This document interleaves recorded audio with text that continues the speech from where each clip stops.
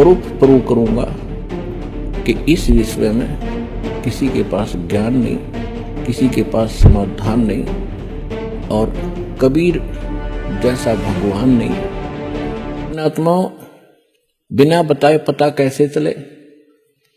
स्वयं परमात्मा 120 वर्ष रह के चले गए, हम लाल की पहचान करना जानते नहीं, इस कारण से मार खाते रहे। और एक तो कहना होता है विद प्रूफ करूंगा कि इस विश्व में किसी के पास ज्ञान नहीं, किसी के पास समाधान नहीं और कबीर जैसा भगवान नहीं। और इस परमात्मा के दास को जो प्राप्त है, कबीर परमात्मा का दिया हुआ ऐसा कोई ज्ञान नहीं।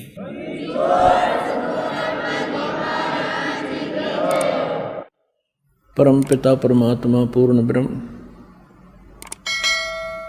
सर्व सृष्टि रचनहार कबीर भगवान ने हम सभी प्राणियों के ऊपर एक विशेष कृपा की है। उन्होंने स्वयं आकर के हमें ये ज्ञान कराया है कि हम क्यों जन्म रहे हैं, क्यों मर रहे हैं।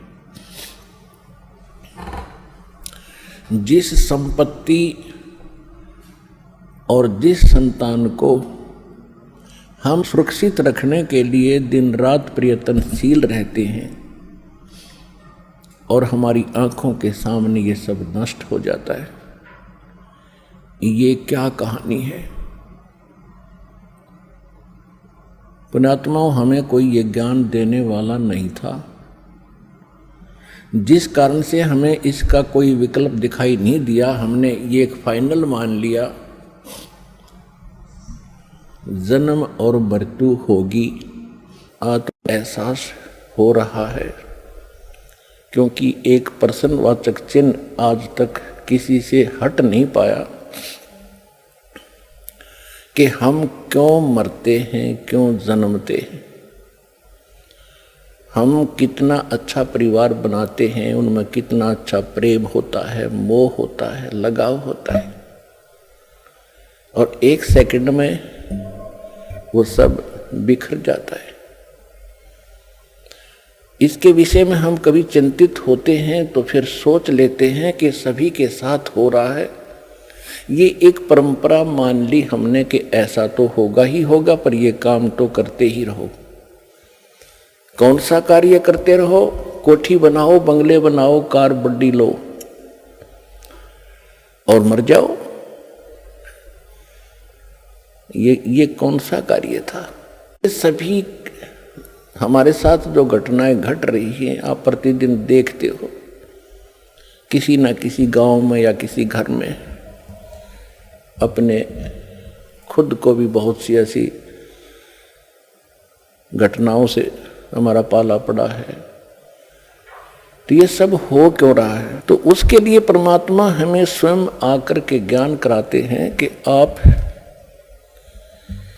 इस गलत लोक में आ गए।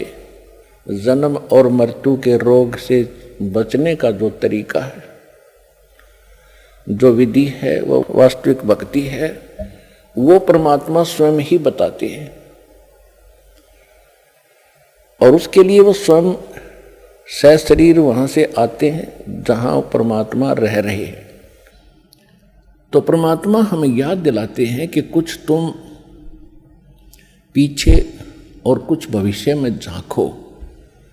आप केवल वर्तमान में ही सीमित हो गए हो।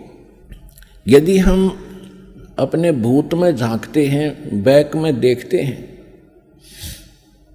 तो क्या बताते हैं? परमात्मा ने स्वयं आकर अपनी प्यारी आत्मा गरीबदास जी को ज्ञान दिया है। उन्होंने क्या बताया है?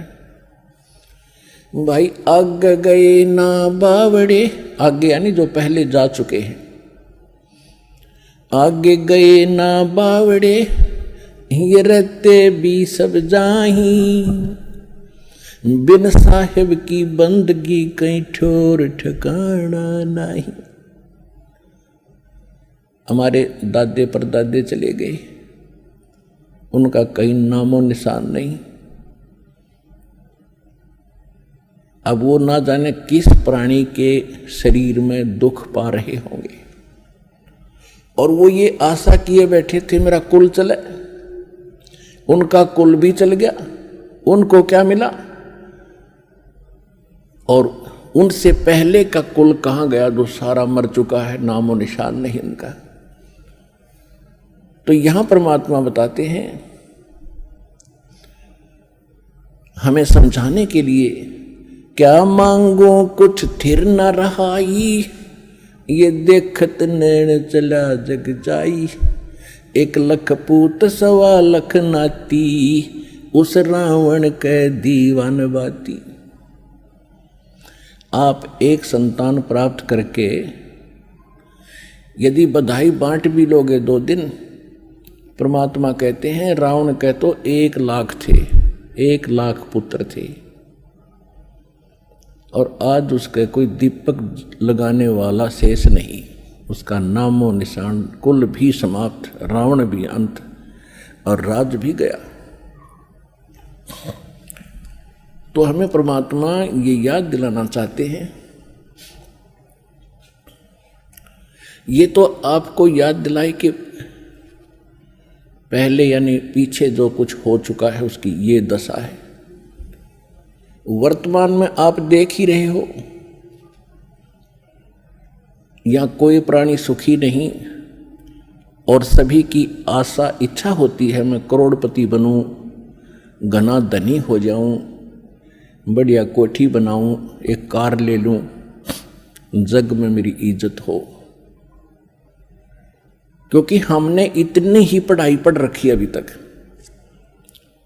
तो परमात्मा कहते हैं ये सब कुछ भी हो गया। ऐसे बहुत हैं जिनके पास कोठियां हैं, उनके पिछले पुण्य संस्कार से बड़ी बड़ी कारें हैं, उनके पास संपत्ति भी बहुत है, और आप देख भी रहे हैं कि एक पल में ना जाने किसकी मृत्यु हो जाती है। बड़े बड़े सेठ अपने ही हेलीकॉप्टर के अंदर मृत्यु को प्राप्त हो जाते हैं दुर्घटनाग्रस्त हो जाने से। आगे क्या होगा?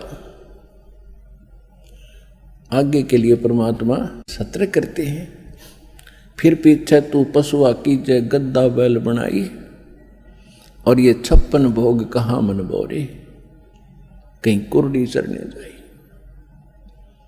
अब ये हमारा अब ना विश्वास हो रहा, क्योंकि सारी सुविधा है और मन में ऐसी चाबी भर रखी इस काल भगवान ने, वो काम करना है, वो करना है, वो रह गया है, ऐसा वो करूंगा, चलो। तो ये भी काल की ही प्रेरणा, और काल ने आपको विवश कर रखा है। इतने काम आपके जिम्मे लगा दिए, और वो किस कारण से? एक पेट के लिए, एक निर्वाह के लिए, इस शरीर को सुरक्षित रखने के लिए।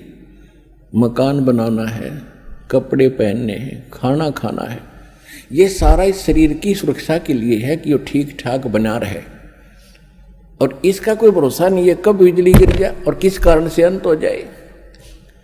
तो यहां परमात्मा कहते हैं, कबीर ये तन जाएगा, सके तो ठहर ला,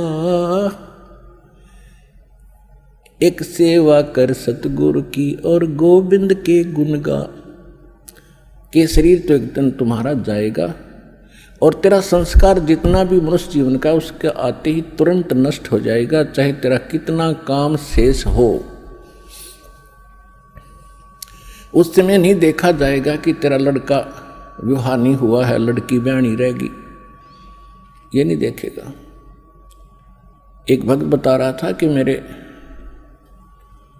मामा जी का 5-6 लड़कियां थी,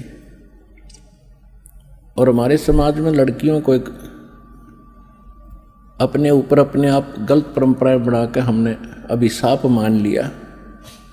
उनके दहेज में पता नहीं के खर्चे करने पड़ते हैं, जिस कारण से वो कहता मेरी मामी बात नौतन गई थी, 3 लड़कियों का विवाह इकट्ठा रख रखा था। जिसके घनी बेटियां हों तो इन्हें सोचा है एक बार में सारा खर्चा हो जाए, ठीक ठाक निपट जाए। अब जिसकी 3 बेटियों का विवाह हो उसके दिमाग में कितना बर्डन होता है, वो चल कहीं रहा होता, सोच कहीं रही होती है। इसी प्रकार वो बस स्टैंड पर खड़ी थी, और ध्यान यही था, उसको ऐसे लाऊंगी, उसको ऐसे करूंगी, वहाँ से पैसे मिलेंगे। इतने में पीछे से ड्राइवर बस बैक करे था और वो गलत बैक होगी और वो माई बस स्टैंड के पिलर और पोल और बस के बीच में लग गई। उसको ध्यान नहीं रहा क्योंकि वो तो सोच कहीं और रही थी। वहीं मृत्यु को प्राप्त होगी। तो परमात्मा कहते हैं ये शरीर तेरा जब समय आएगा, एक सांस तुझे नहीं मिलेगा। फिर इसके बाद बताते हैं कि इसका एक विकल्प बताया है परमात्मा ने। कबीर ये तन जाएगा, सके तो ठाहर ला, एक सेवा कर सतगुरु की। और फिर जो वो बताएं उस आधार से भक्ति कर, गोविंद के गुण गा। ठार का अर्थ होता सपोर्ट। तो परमात्मा कहते हैं ये मनुष्य जीवन तो आपका जो समय आएगा समाप्त होगा और आपका सारा कार्य धरा धराया रह जाएगा। इससे बचने के लिए भी आपने परमात्मा के नाम की, सच्चे गुरु की ये ठाहर लानी पड़ेगी। वो ठाहर लगने के बाद फिर जीवन एक्सटेंड हो जाएगा और वो भी समर्थ परमात्मा कबीर भगवान की शरण में आने से वो ठाहर लगेगी। और कोई न ब्रह्मा जी, न विष्णु जी, न शिव जी, न ब्रह्म, न परब्रह्म ये आपके जीवन को एक्सटेंड नहीं कर सकते।